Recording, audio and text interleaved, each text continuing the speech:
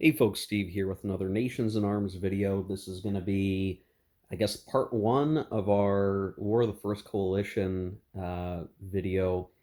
Um, we're going to play through the War of the First Coalition, then we'll play through some other scenarios, and then we'll eventually get probably to the 1805 Grand Campaign. But I wanted to show a couple of things. I've not set up the War of the First Coalition because I do want to take a look at just a couple of things that will be relevant for the rest of the video series. So what I've done so far is I've just sort of set up a number of counters on the map. These are basically the little diplomacy markers that also have some values. These are bonuses to diplomatic influence of certain powers like Turkey or Spain that can affect, Morocco. Ordinarily, these markers, you can see I have a number out here for Spain, for Portugal, for all of the Holy Roman Empire states that exist. They're supposed to go up here on this diplomatic track in the neutral row, sort of, and then you move them around. But that chart's kind of a weird one, and for now, it is easier for me to kind of see that, all these different provinces, these minor countries exist and can potentially be influenced, or even the major powers can be influenced in the game potentially. So I've put the markers in the actual regions that they represent. And what I'll do is, as those countries become aligned to a particular power, I will put them in a location that will make it easy to reference rather than, way over there. I got to stretch my arm up or go around the table to move them around. I think I just will probably have an easier way of handling that. Um, but just to make it kind of easy, right? You can see all these guys. So if we say, in some scenario, the papacy is allied to the Austrians, so basically, in their control, though it's technically as an alliance, I would pick up the papacy and I would put them either, maybe I'd put them in Austria just to show, or I would put it, off map over here just to signify who they're aligned with. So that may be a little bit easier for me. They're not quite to the rules. I'll probably do a little bit of weird stuff like that. I also wanted to show the chit pool chits. So technically, this game involves chit pool. So it's got a little bit of everything. It's got some cards, but it's not card driven. It's got some chits to pull. Uh, and so you can see when we're going to put these in a cup and we're going to draw these. And what you get will basically tell you, do you get a naval move? And which side gets a naval move, Empire or the Coalition or neutrals? Winter quarters, which helps influence when the turn ends. So sometimes some of these chits will not get played in winter if you draw winter quarters. And then you have these numbered land counters. What the numbers actually reflect for these ones is special in that it determines who can act when you draw that. So if you pull a 4, only the leaders with an initiative or campaign rating, whatever you want to refer to that as, with a 4 will be able to activate. So like for the French, it'll be like Napoleon and maybe a couple others. I'm not sure how many. I have to go look. Where your 1 counter will basically allow everybody to move and activate, including stacks without a leader. The like the 1 unit by itself without a leader. For 2, you need a 2 or less. A 3, you need a or I'm sorry, yeah. For 2, you need a 2 or higher. A 3 or higher, and then the 4, like we mentioned. And what this can mean is, depending on what order the chits come out, you may only be able to activate your most active type of leaders. Maybe you're like Napoleon, maybe a few other very active guys, and everybody else has to wait. If you pull this early in the turn and you move everybody, then that means that whenever you draw 2, 3, and 4, those better leaders can move again, but they're going to take attrition for going a second time in a turn. So what the strategy comes in for this will be, maybe you draw 1 and you move all your guys that are crappy and make sure they've moved at least once to do something important. And then you wait to move some of your other leaders until you draw these other counters, because you don't want to move them right away. You want to let the enemy go. You want to see what they do, and then you respond with Napoleon or something along those lines. So there is a sort of element of strategy to playing the chits as they come out of the cup. And where is winter quarters? Is the turn going to end before I activate my 4 leaders? am I going to wait too long and screw it up? So I don't think it's terribly complicated. It makes a lot of sense to me in terms of just what's the decision you make. Are you going to move a unit because you can right now, or are you going to wait to activate him later? And then in some cases, you're not going to be able to activate them at all until you get a particular chit up. Now, there is an alternate activation system that's in the latest version of the rules that came with the 2019 reprint restock. But I think the base game activation system is just fine, so that's what I'll be using. I did also want to show, I'm going to walk around the table here, the force pulls. So I diligently got all the counters out of the bag. So here we have all the minors, which include these like Rebellion Vendée and Emigre units, various counters, sort of all organized, and then the major powers. So the French, all the French units, all the British units, all the Russian units, Austria, Prussia, Spain, and Turkey. And the one thing you'll notice, and I think the French are the best illustration of this, here are all your actual like units on the map that will be on there at some point. If you have all of them on the map, you might not always have them all on. And look how many leaders there are. This game has more leaders than any other type of unit, oftentimes, for these powers. So these are all the leaders that the French can use over the course of the game. The red banner ones tend to be for the Revolution era. The white banners cross the eras, and then the blue only come in the Imperial era. And when we set up a scenario, we'll be trying to have a leader pool, and that leader pool is going to be based on the year that the campaign starts. So there'll be some cases where out of these leaders, not all of them will be selectable because they haven't come in. It's not been their year yet. There will be others where, our pool may have a stretch of leaders from any of the three categories, and that may change over time. So it's very interesting. Like the actual units, the French have 16 infantry corps units. They've got a bajillion leaders. And everyone else is kind of like that too. The British have a fair number of leaders. The Russians have a pretty good number of leaders. Austria, Prussia, and you can see almost always the number of leaders outpaces the actual specific units, and that's because you can change leaders, you can exchange leaders over time. Leaders will die, necessitating you to pull more leaders from your pool, so you could eventually, be low on available leaders because folks are dying and different things are happening. And you can see the different values. So Napoleon's got an activation rating of a 5. He's got a 3 combat ability. And then, there's just a whole bunch of other stuff on here. Some leaders don't have pictures, so there'll be blanks on some of them, or this little, Facebook profile pic kind of thing. Some of these leaders are cavalry leaders. They are specifically supposed to be leading cavalry units. And then technically, the naval units have leaders embedded in them automatically. And sort of a similar story there. Some of them are available during certain time frames. Some of them are not. So it was a lot to kind of get these things organized. But since I'll be playing so many different scenarios, it made sense to just get everything laid out, and then I will pick up the units as they're needed and add them to the map. So I've not even set up the War of the First Coalition yet, but I will here very shortly, and I'll peel units off this side of the table to place on here. I'm glad I've got the big table set up because this is a lot of stuff. What's interesting is while this game can play up to 7 people, there's really only one copy of each proper player aid chart. So like one good terrain chart, one trade and minor power resource chart. There's also some diplomacy modifier charts on the back of that. Then you have a basic player aid with the combat and attrition tables, and major power resource chart. So if you're playing at the table with a bunch of people, you'd probably want to photocopy some of these. I do have in a number of places errata that Banania had identified marked in here in pen, just so that I've got this right. And like the one significant one is like Westphalia's resource count is inaccurate. It's actually 14 instead of 7 with a 4 recruit rather than a 3 for SP recruitment. So little things like that. You want to check the errata and make sure you mark that up.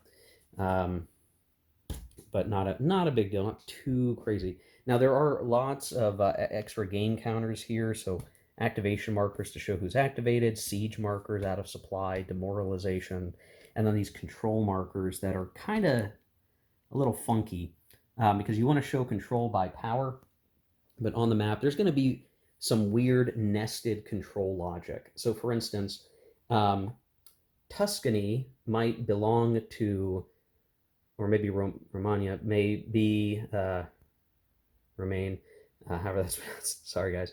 If one of these territories is owned by the papacy, that's entirely possible. So in a chart, it might say that Tuscany is controlled by the papacy, and the papacy is allied to Austria, and so we would put Austrian control markers on the papacy and Tuscany, right? Because basically all in Australia's sphere. So while technically there is a nested logic of who controls what, and it might matter if for some reason the papacy stops being an ally to Austria and starts being an ally to someone else, they take Tuscany with them, and then you change the control markers on both areas to reflect that. So I am using a spreadsheet in Excel to just kind of help me keep track if somebody gets conquered or change alliances or diplomatic changes. In addition to the markers here, I'll also use a spreadsheet just to kind of help keep track when you have the nested control logic that exists. Like Bavaria controls Tyrol or something. Well, Bavaria is its own thing that, this minor power can control something which might be allied to France, right? There's going to be a lot of that kind of stuff that factors in. Now, I do have other ways to show control, so I can use the base game control markers. I also have a number of colored discs, wooden discs that I purchased from a component website that I could use to show control. So I may kind of fiddle with that as I play just to help keep track of all of these things. But I'm hoping it won't be too bad. So yeah, there you go. So we're going to have the turn track, 1792. I believe the War of the First Coalition starts in summer on the season track.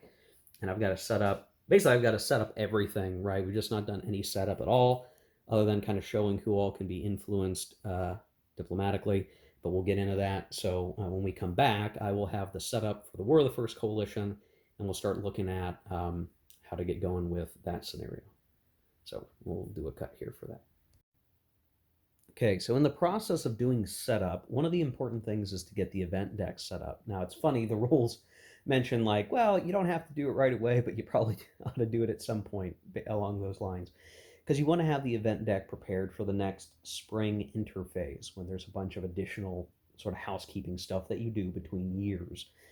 At the beginning of any given scenario, what will often occur is that the players will start with a certain specified cards that they get to have as if they had drew those cards earlier, basically. But I do want to make sure that I have the event cards set up well, that I can manage that when we get to the spring turn, which just provides a really good opportunity for us to look at the way the event cards work in this game. And I'm going to speak specifically to the event cards, not the tactical cards over here. So the way that these cards basically work is there's the common deck, and then there's a revolution deck, and there's an imperial deck. And you combine them to form your event deck depending on your scenario. So the common cards can be used across the entire scenarios. The revolution cards primarily used in the War of the First Coalition and Second Coalition type scenarios. Now, what's interesting, and I'm just going to pick one of these cards as an example, is that they'll say public in the top left, you can see up there, which means that when this card comes up, you play the card. It's a public event. It will be played out in front. You can play one public event per turn, basically. So if you happen to draw multiple cards and you had multiple public events, you would play, let's just say 2. You would play one public event in spring, and then you'd play an additional public event in summer. This one does say remove once played, so once this is played, it's done with. And you can see just the French player sets up the Muir Leader and the Highlanders combat unit in Inverness in Scotland. All British combat units located there are destroyed, so this is like a Scottish revolt. And the other important things are the dates. So in the top left here, there's 1794, and down here, there's 1797. Now, the rule book is good at explaining the top number. It is not so good at explaining the bottom number. This is one of the things that Bjorn and his rules clarified, but unfortunately, the official rules are a little nebulous on, and you kind of have to infer how to use the second number. The first number is the year that this card can be added to the deck. So in this game, the event deck is based on year partially, where the card, once, like, we start the scenario in 1792. So this card will not be in the deck until we prepare the deck for the spring interphase of 1794. So the British don't have to worry about a Highlander revolt until 1794 at least. Once this card is in the deck, it stays in the deck. The bottom number, 1797, is not a date that this card is pulled out of the deck. It is meant to represent that any scenario that starts after 1797 will not include this card.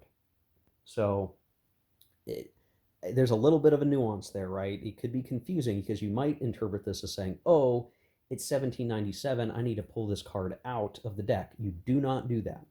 You just, when you are setting up your event deck for a scenario, if it's a 1798 scenario, or any other scenario, I guess, if it is after 1797, you do not put the deck or this card in the deck. That's what that means. So there's a lot of other cards like that. Here's Bridge at Arcola, which is a card that helps in the Bonaparte in Italy scenario, Napoleon getting to do what he did at Arcola as a special thing.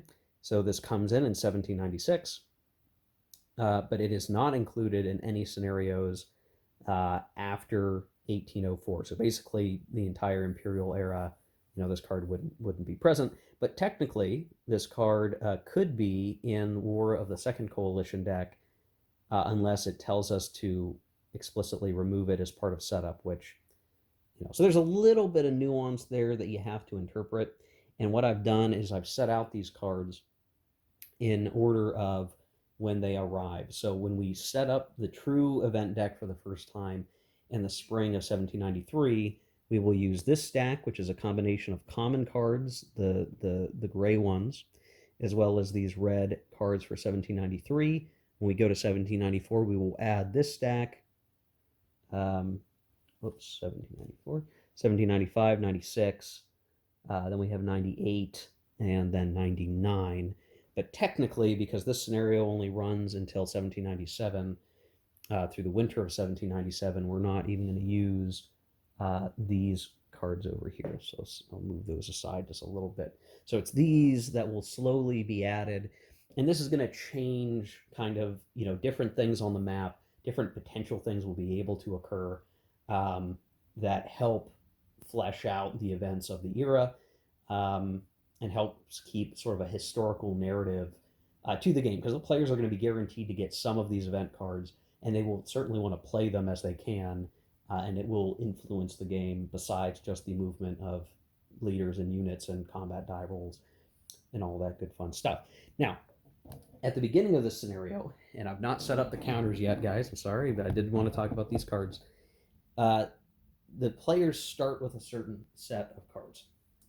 So the French player starts with Valmy, which play this card after the battle result is known and before a French force makes a morale check. The force automatically passes its morale check. If the battle was a draw, the French forces now win the battle. So if you go look at the Battle of Valmy, you can kind of understand why this card works the way that it does in terms of, it was kind of a tie, but the French kind of won. So they've got this card that they can use for that reason. And they also have the Committee of Public Safety. Ooh. Play this card allows the French player to draw another event card of his choice during future spring turns. So think about that for a second. They can draw an event card of their choice, what they want, which is powerful. The French may not take diplomacy actions until the directory event has been played. So this is representing sort of a very stringent implementation of the revolution, where the Committee of Public Safety is in control. So they have limited diplomacy. Everyone hates that France is going through a revolution, right? Because the rest of Europe is governed by monarchies, the ancient regime. Uh, but they do uh, get to get another card of their choice. So that's kind of a useful thing. I think it's feasible that the French player could decide to never play these cards, to not put the Committee of Public Safety into play. But that has dramatic ripple effects because there are a bunch of conditional factors that matter on these cards, which I'll talk about here in a moment. If the French player plays either of those cards, one of them, or both, but at least one has to be played, the coalition will get this card that they will get to play. So it's King of France executed. So it's kind of weird that the coalition player gets to play it, but so they're making the King of France die. But it's just the revolution getting to that point where they decide to kill the King of France, and then that makes it so that Britain and her allies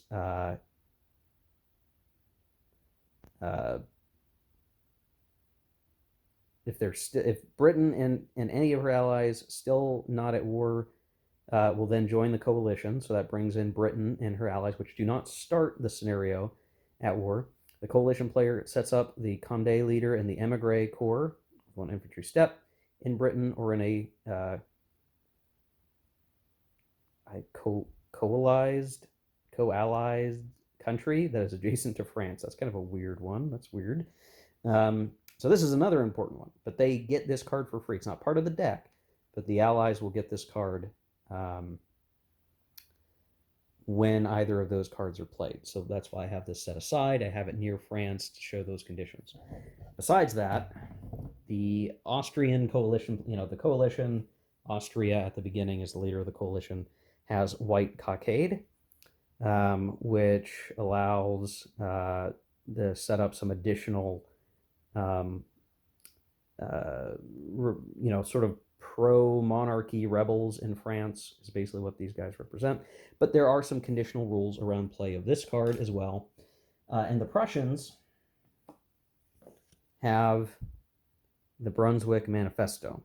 So if this card is played, French forces are not allowed to move into Flanders, Palatinate, or Baden until they win their first victory, meaning a battle, or Valmy event is played.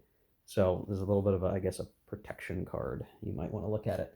Now, the conditions that I mentioned are pretty important here in terms of how the game starts, and again, how the war of the First Coalition, the French Revolution's narrative plays out. So we mentioned that the coalition player will get the King of France executed the season after France plays Valmy or the Committee of Public Safety, right? That's sort of the, okay, you've opened Pandora's box, you do one of these things, the revolution will kill the King of France, which will upset the rest of Europe.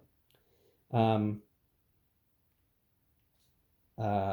actually, I need to correct myself. The coalition player receives that card, but the card can only be played after France has played Committee of Public Safety. So there's a little bit of nuance there.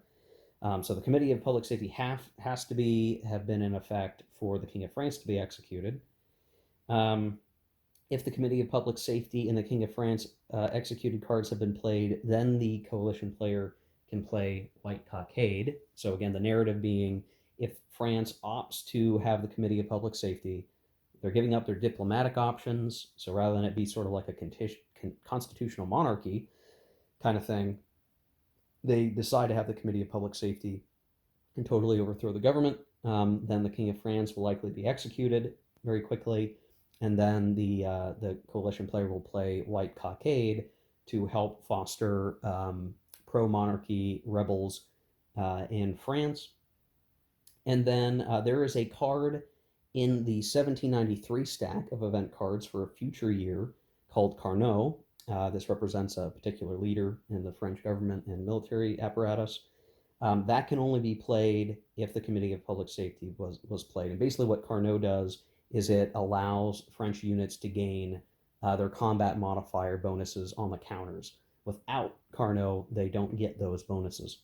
Then there's also Levée en Masse, which is also a 1793 card. It can only be played if either King of France has been executed or There are some in-supply combat units of the coalition in French territory.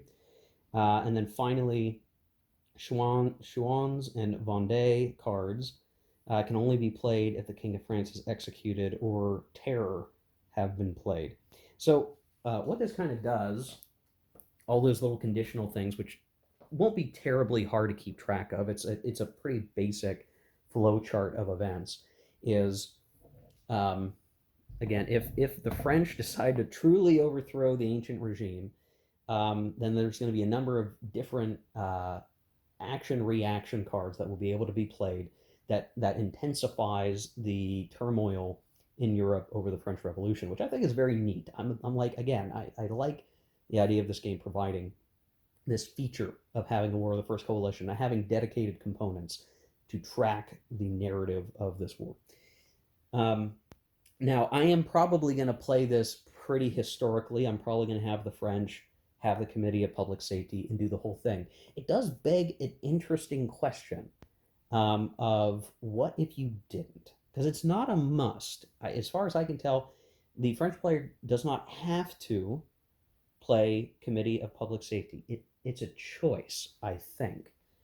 And let's think about what the net effect of that is. If they don't play it, this represents the King of France basically, working out some kind of deal, transferring a lot of power to um, the assembly and or I forget which term they were using at that time in that year, but kind of giving up a lot of that power, but coming to some agreement.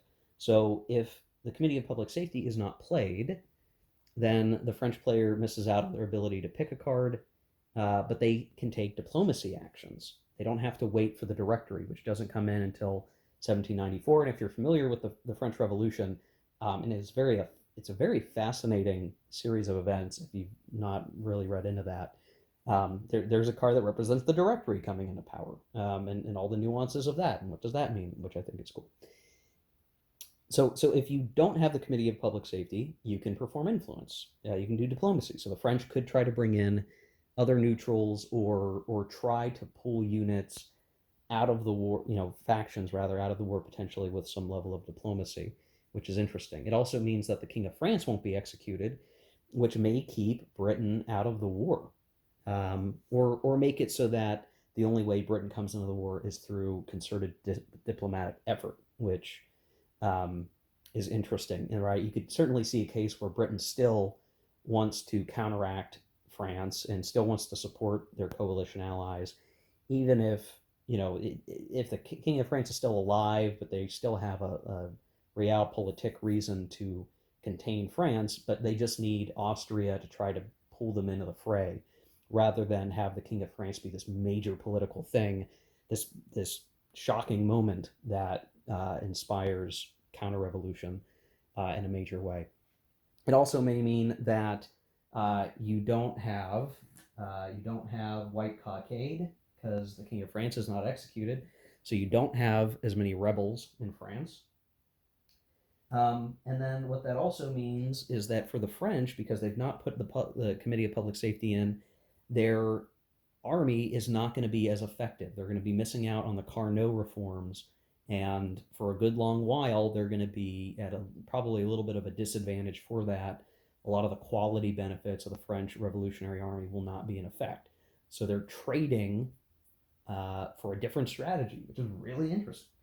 The levée en masse is kind of a bummer to miss out on, but if the coalition performs well enough that they're getting into France, then you still get levée en masse as sort of a home defense benefit. So you don't totally lose out on that card. And then again, you don't have the Chouans or Vendée rebels, right? So the fact that you can play this scenario and you can opt to say, I'm going to follow the historical trajectory, I want to play through that and experience that. But there's enough replayability option here to say, no, you know what? I'm never going to play Committee of Public Safety. Let's go with a weird way, different historical path and see if we can win that way. And I don't see anything that restricts us from trying that. I'm trying to look over. Is there anything that requires it? I don't. I don't think so. Um,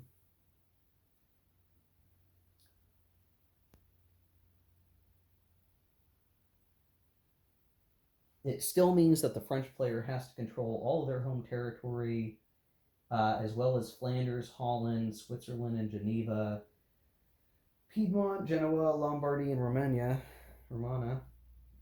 Um, and if they attack Flanders, I'm pretty sure that brings. I'm, yeah, them attacking Flanders and taking control of Flanders will bring in the British, but the French could do it on their own timeline. So yeah, I think there's definitely an interesting decision to be made there if you want to. I'll get that glare off the table. There we go. A choice of the French player. Are you going to go all in on the revolution, or are you going to pick a more moderate approach, which allows you to do more diplomacy, and you delay the entry of certain opponents, and you're making a different risk managed decision there. You're taking a different risk profile. You're going to try to have more diplomacy. You're going to delay the coalition's ability to congregate and concentrate force, but your army is also going to be a little bit weaker for it. I just really like that idea. You take some of the interactivity of the cards out of the picture when you choose to do that. But the fact that that's an option, I mean, again, the fact that there's a War of the First Coalition scenario at all is great. The fact that you have some options in the approach of the scenario is also very great. So I really like that. It's pretty cool. If I'm reading all these rules right, and I believe that I am, I don't think there's anything requiring the play of the cards. They're not public must be played cards. It is just you play it when you want to play it, I believe. Let's see if there's anything else that really affects this any other way. I think that's it. So I just wanted to call that out, guys. A good look at the event cards and how this all kind of comes together at the grand strategic political level. Again, I very much like it. I think it's very cool. So now I'm going to go get the units set up at last. Okay, guys, here we are with the War of the First Coalition set up on the map. Now there's a bunch of extra stuff on the map. I'm obviously going to be using some additional personal mnemonics to help keep track of kind of where things are at. Just because there's a lot of different things that can be going on, I want to make sure that I've captured things well. So the units are all set up, as I mentioned. Basically, everything is set up to what the scenario book explains. There's a couple of like little minor errata things that need to be looked at. So like there's a line for the Piedmontese where there's like an extra Piedmontese word on the line, but it doesn't actually indicate any unit to set up, and there is no extra Piedmontese unit to set up. So there's a little bit of weird little things in there. I also found a line for an Austrian +1 infantry corps to be placed with the leader, but there is no +1 infantry corps for the Austrians to use. So I used just a basic 0-1. So just to talk about how that works. When you're doing setup, what you'll find is the cadence. It's a 0 Neapolitan infantry corps or a +1 British infantry corps is what that notation means. So that's their combat bonus. That is the first value on a corps counter. So generally, it will tell you to use a +1 or a 0 value infantry corps or cavalry corps or whatever, and you do want to make sure you're paying attention to that. Some corps start reduced strength. Very particular leaders are called out to be added. The one sort of open aspect is the placement of fleets. So in the setup, it tends to be set up that the fleets, it's like 2 fleets here, 3 fleets there. You generally can pick what fleets you want to use rather than it being like random or something. So I found no reason, at least that's how I read the rules, that you pick from the leader pool. You don't draw randomly, you pick which one you want. And I hope that's not something lost in translation of like trying to find the leader that you want to find. But it read to me like you got to pick which ones you wanted. So in the case of like the British, we picked the best fleets that seemed to make sense, and that just seemed to work out okay. So let's see, what else can we hit on here, guys? So you can see I've got a number of extra stuff on the map. I've got red bingo chits, the tried and true red bingo chits in the provinces that matter for victory. So for France to win, they need to not be conquered, obviously, and they need to take control of all the provinces in red, which includes Flanders, Holland, Geneva, Switzerland, which is currently neutral, so we need to violate Swiss neutrality, Piedmont, Lombardy, Genoa, Romagna, I'm not sure how that's best pronounced, honestly, and I want to say that's it. I think that's it. If I got the list right, pretty sure I did. Yeah, so we definitely will need to take those places, so I have put red bingo chits there. On top of the red bingo chits, and also in any other territory that I thought it mattered, I have these colored wooden discs. I got these from a component store a while back. Originally planned to be part of a game design that I had that I could never sell because it was going to use a licensed setting. I basically wanted to do a Game of Thrones version of Here I Stand, and I never got around to really fleshing that out other than making the map for it. So I just had a lot of these things kind of laying around, and I'm using them here. So the way I have this set up is, and I had to be kind of picky with the colors. So the Ottomans, for the Turks, for what it matters, are using orange. So they are allied with Tunisia. They are allied in control of Egypt outside their national border territory. So these are denoting that in orange. The British are red, obviously. That matches their counters, though it's more of a blood red color. So Sicily, which belongs to Naples, which is allied to Britain. So we've got the red markers here as control markers rather than the little white control markers with the flags on them. Just would rather use these, use those compared to these, because I don't think these really stick out very well, and they're just more counter clutter than something different, which is easy to spot. And then you can see all the Austrian gray wooden discs all along through northern Italy that they are allied with. Interesting, Tuscany is still neutral despite all of that. Black for the Prussians, so the Prussians are in control of Neuchâtel. They are in control of Ansbach, which is a 1-hex minor here. Also Cleves and Hesse, as well as Brunswick and Saxony. So I've tried to put these little discs near the name of the province just so it's easy to recognize, like, what is this marker meant to control. The HRE territories are really wacky because the borders are all over the place, so you have to kind of be careful. Where like Württemberg is these 4 hexes in a C shape, so trying to put this guy like right here is as close as I'm going to be able to get for it.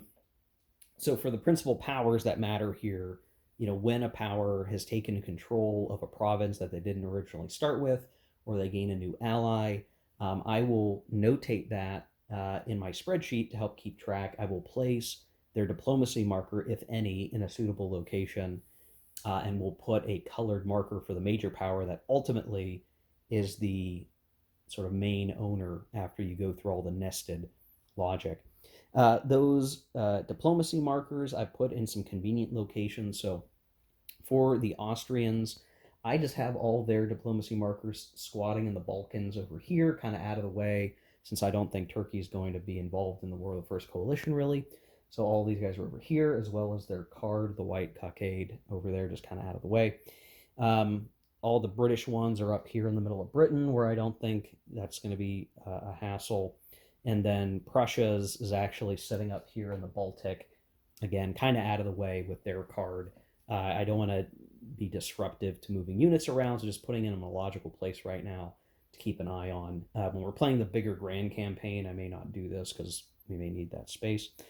Finally, the one other thing I want to kind of call out, which is really interesting to me in this game, is I've got pink markers, and I'm using pink because of games like Crusader Kings and Europa Universalis on PC that use the sort of pink color to represent Poland, or the Poland-Lithuanian Commonwealth.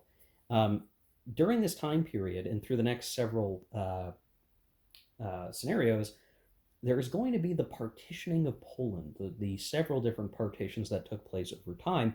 And interestingly, the map actually shows this and conveys it in terms of when certain territory ultimately became part of Prussia, Austria, and Russia as they partitioned Poland out. And so, just to kind of show some of this stuff, I'm going to change the camera over a little bit. Well, you know what, guys? Let's go free cam for a second. That simply may be easier. So if you look here, there are several provinces with a little P on them, which is to denote that these are actually part of Poland at the very, very start. But you can see there's additional text, Austrian from 1793. So in 1793, next year, in the terms of our gameplay, this region of East Galicia, which I put these pink markers on the fortresses, so Krakow, Lemberg, Czernowitz, will become Austrian. And then this is likewise for several other territories, some which will become part of Prussia, like Posen, and then all these other sort of areas which become either part of Austria or Russia during the years notated in each province. And so what we'll end up seeing is that over time, across all these videos, this scenario or otherwise, we will slowly start to pick off those pink markers, and that will become Russian national territory or Austrian national territory, and we'll place colored discs as appropriate. But technically, the country of Poland-Lithuania controls those territories, and that sort of shape of the markers in those big territories. Some of them are still actually quite big, like, you know, over here, like this is a whole big region that is controlled by Poland. This whole big region controlled by Poland there. So we'll see Poland shrink over time, and I just think it's really interesting that the game kind of maps out what that looks like. It won't really have a major game effect because France certainly won't be fighting over here or anything like that. But it's a fun historical detail that I don't know, fun. It sucks for the Poles, I guess, but that's kind of history, right? It sucks for the Poles. Dang. Can't catch a break, guys. But the fact that the game kind of maps that out and keeps track of it, so you're reminded that such a historical event occurred, I think is interesting. And then, everything else, will these discs make things a little congested?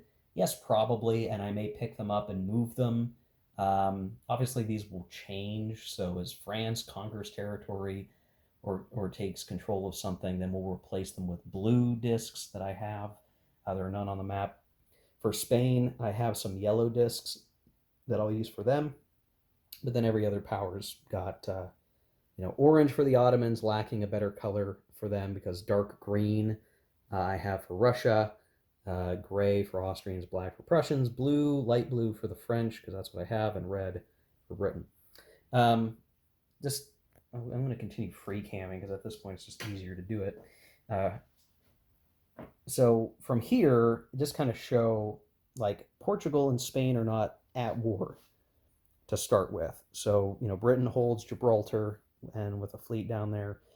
Portugal starts with some units present.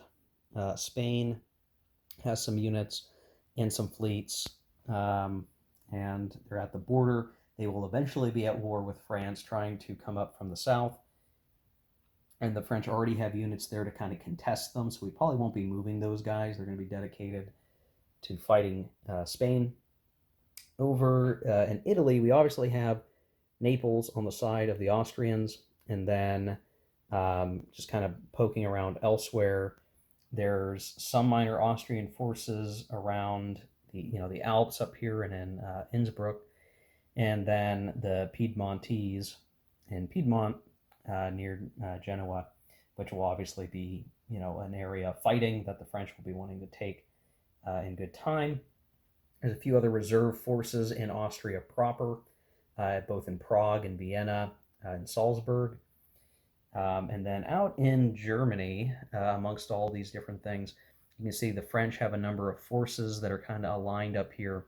There's an Austrian army in Flanders. Flanders is Austrian at this point. It's still part of the Austrian Netherlands at this point in history. So there's a couple of forces here. The Prussians also having a few forces up here. Hanover has one unit on the map, while the British have some fleets, some forces in Britain proper. So pretty good there, pretty straightforward. There were not huge stacks. None of these stacks are very big. They're at most a corps or two in size, with potentially some supply train, additional units, or engineers to kind of help top off the stack, but no gigantic doom stacks of anything in particular. So there are certainly some main armies, like I believe that's pronounced Demurier. He's got a decent force. He's got cavalry, he's got infantry, he's got more infantry. So that's actually a pretty big stack, all things considered. There's a few stacks like that, but not very many. So there's certainly going to be some maneuver elements here of trying to gain good positioning, mutually supporting armies. The French need to take northern Italy, obviously, for victory, as well as Switzerland, and get the Helvetic Republic? I'm wondering if I'm getting that right off the top of my head. The Swiss sister republic. I want to say it was the Helvetic Republic. Maybe I get that wrong. Remember, we're still dealing with the French Republic, right? Like, this is not revolutionary. This is revolutionary France, not yet Napoleonic. So this is not the Empire, the French Empire. This is France setting up sister republics, and everything else is good and set up there, guys. I think we're gonna be ready to rock and roll. Now the thing is, and the French have some Corsairs in the Corsairs box, which are used as sort of a special mechanic to impact British trade income and stuff like that. Anyway, there's one other thing in terms of the fleets. Like, when they're out like this, what they're supposed to be is flipped down. And in fact, some factions have dummy counters. So when you flip this over, it's a dummy. So you can try to be like secretive with your fleets and where they're at or whatever. Because I'm playing solitaire, I don't see the point in using the dummy markers, and I don't see a point in having them flipped. Because I'm playing myself, it doesn't seem worth the effort to do that. But in an opposed game, you would have these units flipped over and somewhat hidden. So you wouldn't know, which good fleets are in that stack. Stacking for fleets is always 3. So like 3 in a port, 3 blockading in the blockade box, 3 in a sea zone. Usually, I think it's 3 in port. Maybe you can have more than 3 in a port, but generally speaking, when they're out and about, it's always a stack of 3. So you can't have a doom stack of fleets and have like 9 fleets all in the same place. It's maximum of 3, which kind of puts some boundaries on how tough a fleet combat can actually be. But obviously the British are always going to be pretty advantaged there. They're going to have good fleet units, generally speaking. So yeah, there we go, guys. We're all set up for the War of the First Coalition. The other thing I'll say is we start in the summer season of 1792 in the activations phase. So I'll double check this before we get rolling, but I believe what that means is, while we have some cards that are going to be able to be played, I do not believe I can actually play them until the summer turn, because events, if you can play them for combat, but I don't think you can just play Committee of Public Safety at the beginning of the first turn of the game. I think we have to wait until summer, when you can play other event cards. Ones like this one say when you can play them. Play this after a battle, so we can just do that whenever it makes sense. This one, I believe, we have to wait until the event card phase. We also aren't going to do any diplomacy, so I'm just going to show the detailed sequence of play that I printed out from the Banania book. So you can see, like, here's a regular game turn where we would have a diplomacy phase where we do event card stuff. Um, you can see we can play additional event cards, but no more than one public event per block. You can do diplomacy influencing minors, doing different things. Then you do the initiative phase, where you place the markers into the pool. And then we have the activation phase. So we're not going to get to do any diplomacy. We're not going to get to play any other cards, as best as I can tell, on this first turn. We're instead going to go right to the activation phase, which will make things move pretty quick in terms of just getting the game rolling, because we're not going to spend time learning about different game mechanics in the diplomacy phase and showing that on camera. It's going to be, we can start activating stuff and moving them around and doing, all of that good stuff. Now, this video is getting pretty long already, so I think I'm just going to leave this as a War of the First Coalition setup video, and we'll do, the actual gameplay in the next one, just because there's a lot of preamble. But again, it's all setting the stage to appreciate and enjoy the rest of the saga here. So thanks for watching, guys. We'll call it a video here. In the next video, we'll look at the summer season turn of 1792 and start the War of the First Coalition in earnest. But hope this video was interesting, at least seeing how everything comes together, including the partitioning of Poland and the cards and the diplomacy and all this crazy fun stuff. A lot more fun to come. So thanks for watching, guys. We'll see you in the next one. Take care and keep on gaming.